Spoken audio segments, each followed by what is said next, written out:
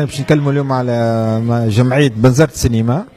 تو عندها 5 سنين ملي تنشط بعد 14 في من بدات هي الجمعيه، والهدف نتاعها هو ارجاع السينما الى بنزرت، لان حتى قاعه نتاع السينما ما عادت موجوده في بنزرت، كلهم سكروا ولا وتبدلوا ويعملوا حاجات اخرى اللي هي بعيده على الثقافه، وحاجه مش طبيعيه لمدينه ولا ولايه كامله ما فيهاش قاعه سينما، واللي هي كانت عندها تقاليد كبيره نتاع نوادي سينما نتاع نشاطات سينمائيه. وجات الفرصه باش نعاودوا نحلوا على الاقل نادي نتاع سينما يقع كل نهار خميس مره في الاسبوع، ويكون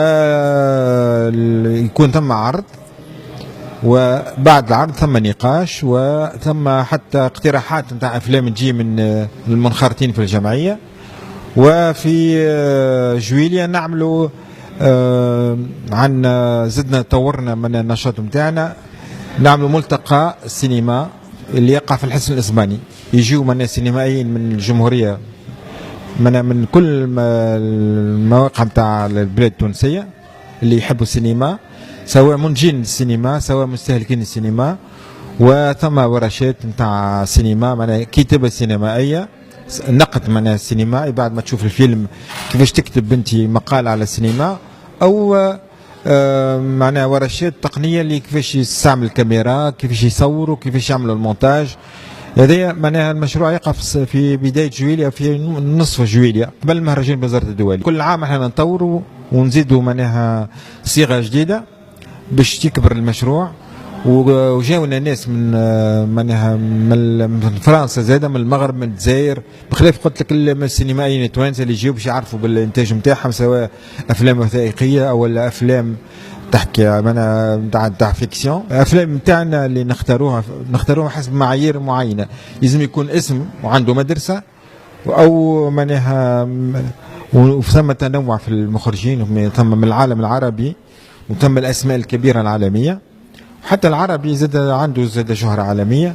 وحسب المواضيع زاد نختاروا الافلام حسب المواضيع اللي تطرحها، اذا كان المواضيع نتاع الساعه ساعات. احنا اليوم عندنا فيلم اسمه الدائره لو سيركل، هو فيلم كان منعرش في السينما الايرانيه، ومخرج ممنوع في بلاده ولكن معروف لبرا، وقاعد رغم المشاكل اللي يتعرض لها قاعد ديما ينتج في الافلام في ايران بطريقه سريه بطريقه ذكيه.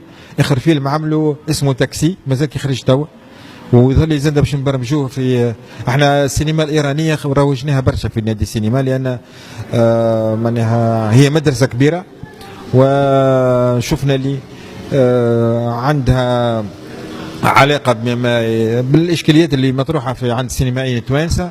السينما هي شاشه كبيره، ثم مواصفات، ثم زاد جمهور يبدا قاعد معك، ثم قاعه ضوء معناها مطفي، ثم معناها ثم ريتوال، معناها كل حاجات هذه لازمها يتعلمها. ثم مهمه كبيره باش نرجعوا الثقافه هذه والتقاليد اللي تخلي الناس تتعرف على السينما، وفي نفس الوقت تولي ثم اقبال حتى المنتجين يوليوا ينتجوا ويحلوا قاعات، ويظل الماجستيك هي بادره هذه ان شاء الله تتلوها بادره اخرى باش تحل قاعه اخرى. كنا عندنا على الاقل 4 قاعات سينما في بنزرت، واحنا نتمناو باش تولي القاعات تنجح وتولي عندها جمهور، تولي تجاريا زادة تربح وثقافيا. و معناها هذا هو معناها لو ديفي، باش نوريو اللي الثقافه زادة تنجم تكون مربحه، وتنجم زادة تكون عندها انعكاس طيب على الشباب الثقافه نتاعو في الدراسه نتاعو. تحلت قاعه الماجستيك هذه من نتائج نتاع وجود نادي سينما اللي يدفع حول نحو ارجاع السينما وارجاع الغرام بالسينما.